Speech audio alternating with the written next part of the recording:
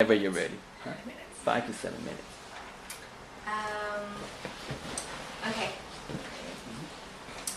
So, hi everyone. Thanks for letting me share this with you. So when I first started thinking about, influential people and influential events in my life, it didn't take long for me to know who I wanted to speak about. And although there have been a lot of important people who have influenced me greatly, I know that there was one person that I really wanted to talk about, and that person is my mom. So, she isn't an astronaut, she isn't a lawyer, she's not even a doctor. To many, she's just a regular woman. To me, she's the kindest, strongest, most generous, and compassionate person I know. She's my hero. From very early on, my mom taught me how to appreciate the little things. Being a single mother earning just $4.70 an hour wasn't easy for her. I know she always wanted to give me all the best, but that was not always possible. She always reminded me of how lucky I was compared to all the little children in El Salvador and in other parts of the world. And she would always tell me that it didn't matter what you received, it only mattered the thoughts behind it. I know that's a bit cliche, but I know she truly believed it. She was always very grateful whenever she received a gift from anyone, whether it be big or small. This I know. She still has an archive of very crafty Mother's Day cards. One thing that will always remain with me is a story my mom likes to tell. It's the day she brought home a broom. We had just moved into our own apartment after living with my uncle, and I was very excited about this broom. It wasn't a fancy broom. It was just a regular old broom, yet it was ours. And though I don't remember the story, I know it wasn't about the broom itself. It was about what it represented. And ever since then, whether I receive a cool gadget or a microwave, I know to look beyond the thing itself and find the significance and meaning behind it. Now, one thing my mom has always liked better than receiving is giving. Growing up, watching her spend hours searching for that special gift for someone, or bringing home a trinket for so-and-so because it had reminded her of them. Even giving someone a bag of rice or a loaf of bread really made me realize how much pride she took in giving. I always watched her as she presented gifts to someone, and the look on her face was just priceless. And ever since I can remember, my mom made it her duty to help friends, family, acquaintances.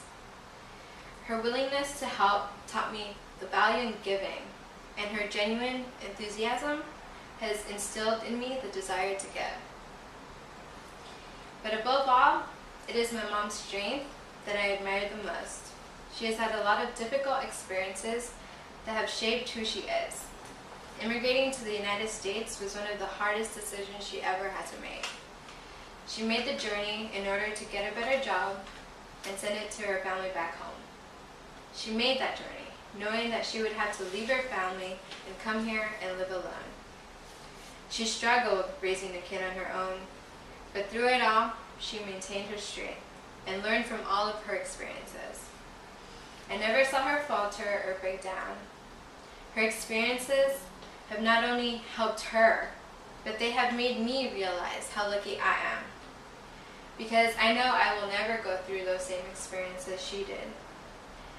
And I know that I can accomplish anything I put my mind to. So I know to most, my mom is just a regular woman. I know she has her flaws, and she has always been my role model. Someone I want to be more like. I know I still have a long way to go to be the person I want to be. But with the help of my mom, I can feel myself getting closer. Yeah, thank you.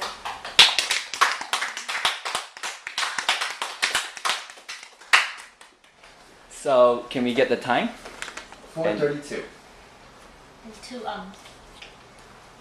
Okay, so we can start the feedback. Very heartfelt. Very genuine.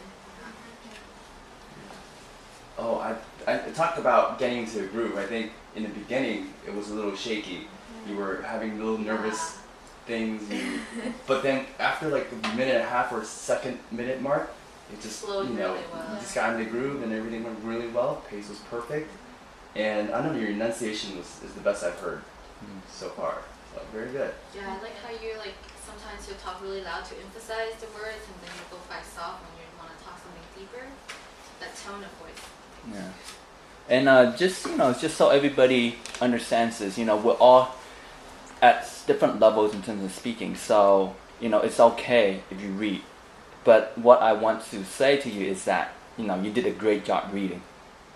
Even though you are reading from a paper, you make sure you constantly make that eye contact. What I always do is I make like very fleeting eye contact. I look and I look away.